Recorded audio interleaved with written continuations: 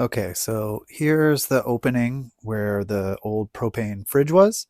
Um, it intelligently had quite a lot of ventilation back there. So this was completely sealed in by the fridge. It was propane. And so, you needed a lot of ventilation for the exhaust fumes to get out. I have no intention of putting a propane fridge back in here. So I need to deal with the fact that this is essentially open to the outside. So this top one is fixed and the bottom one actually opens from the outside. You can actually see the latch there. It opens from the outside so that you could access the propane line. But I've already pulled that through underneath. I don't intend to disconnect any of this stuff in case I ever sort of sell it in the future. But I've pulled it through into this sort of lower utility cabinet. The first thing I'm going to do is I'm going to staple gun some window screen over these two vents because I did find a fair number of like hornets nests and so like mud wasps and like started kind of paper wasp nests in here. This is just wide open to the outside. Okay, so yeah, just stapled window screen around these vents so that hopefully this space doesn't fill up with hornets and whatever else. It's not very nice, but you're not gonna be able to see it. The next thing is I'm gonna get the foam insulation in here just to, get some insulation from these vents to the outside. One thing I want to say about foam insulation, if you're going to be cutting a lot of it, or really any foam for any reason, it's very much worth investing in one of these hot knives. This is the one I have. I'll put a link to it in the description. But it just makes cutting through foam like basically cutting through butter.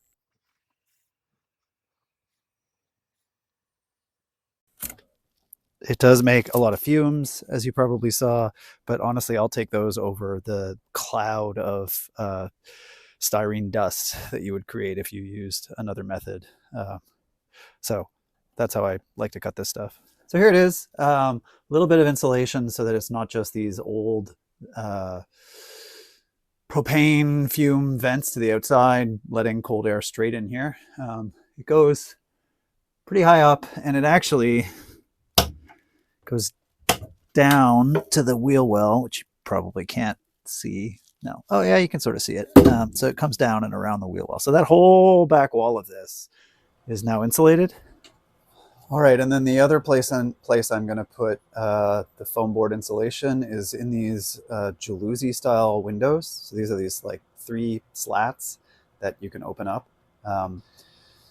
But after I got the diesel heater working and I was sort of sitting in this lounge slash bed area, I noticed that there's a bit of a cross breeze coming from these two. There's no way that these can seal.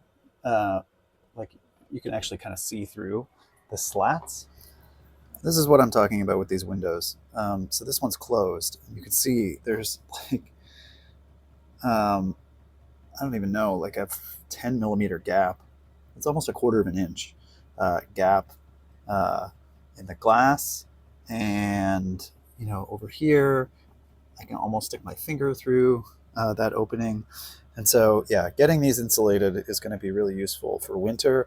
And if anyone's thinking of putting like a mini slip lid or some kind of air conditioning in here, this is something you're going to want to do too. Another option would be to just replace the windows, but that's an expensive option that I think would only make sense if you were going to do a complete gut and redesign of this trailer. What I'm trying to do right now is sort of the cheapest thing possible to have a space inside of this old trailer. All right, and here's what it looks like. I didn't think I needed to film sticking a square of insulation into a hole and then putting the screen back on, but I just wanted to show the kind of final product.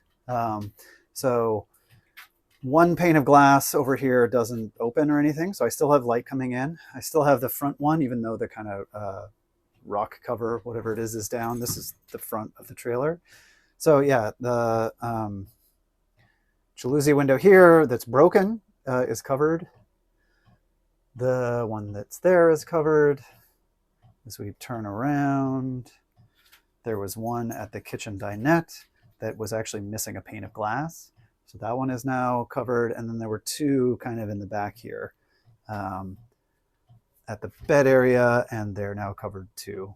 The rest of these are only a single pane of glass, but at least air isn't coming through. So yeah, I still have light in the back here. There's these smaller windows at the tops that let in light, the door, these side windows in the back. And the insulation that I stuffed into those holes is removable. So, if I want air in the summertime, I can just easily pull those out, stick them in storage. If I decide to get air conditioning in here, I can put them back in. So I think this is a nice solution for the time being. And I could even paint them eventually if I wanted to, so that it's not just this funny pink square in the back.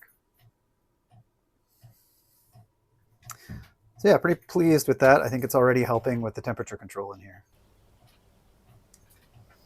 All right, so that was pretty simple. Yeah, 1.5-inch foam board. You could paint this if you didn't want to just look at pink. There are ways to do that. Definitely make sure you use the right paint. But yeah, this got the job done. It kept the drafts out of the old propane vents, kept the drafts out of the Jalousie windows. And like I said at the beginning, I was able to sleep down to minus 20 Celsius in here with the propane heater on quite comfortably. So overall, I think this was worth it, and it worked really, really well. So yeah, thanks for watching, and I'll catch you guys in the next video.